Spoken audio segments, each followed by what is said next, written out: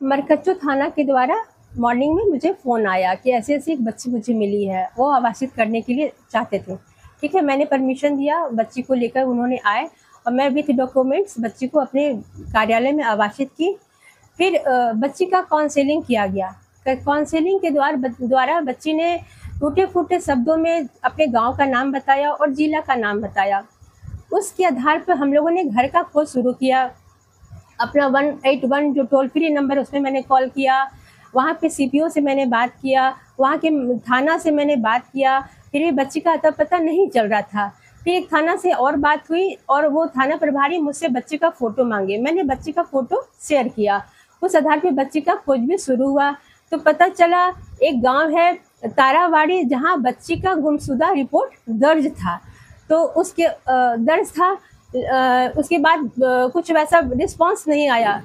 अगले दिन सुबह अचानक से एक थाना का फ़ोन आया, कहा कि मैडम आपने जो रिपोर्ट भेजा था, जो फ़ोटो भेजा था, वो इस गांव का उस बच्ची यहाँ पे रहती है, उसके भाई हमारे पास आए हुए, आप इनसे बात कर लीजिए।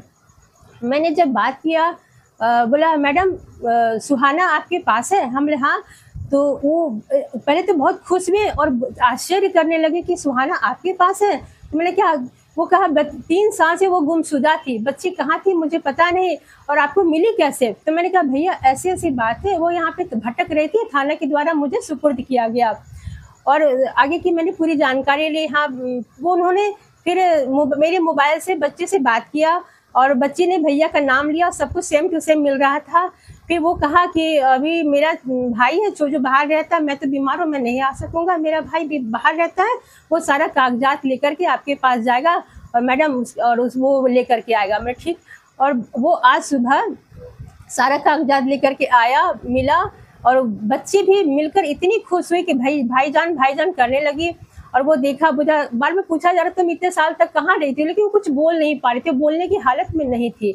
और मिली, और मिलने के बाद उसके लगातार उसके घर से उसके सभी परिजनों का फ़ोन आ रहा था। वो बार बार कह रहे थे कि बाबा रे मुझे विश्वास नहीं हो रहा है कि अभी तक सुहानी है। और मिलकर सब खुशी खुशी विदा किया गया। बच्ची शांत थी और थोड़ी सी बोलने की हालत में नहीं थी, शांत चुप रह रही थी। और उसकी मानसिक स्थिति उतनी अच्छी नहीं थी। घर का अपना नाम पता घर का बोलती थी और कभी इधर उधर का भी बात करती थी।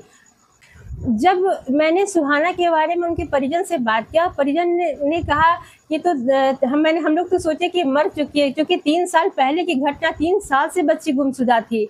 हाँ जी, मैंने परिजन से जब बात किया कि बच्ची कैसे घर से निकली, वो कहा कि एक बार उसकी माँ ने उसे डांट दिया था और वो गुस्सा में पानी भरने निकली और पानी भरने के बहाने जो गई वापस घर नहीं आई। और ये लोगों ने बहुत खोजबीन की, बच्चे का कहीं पता नहीं चला।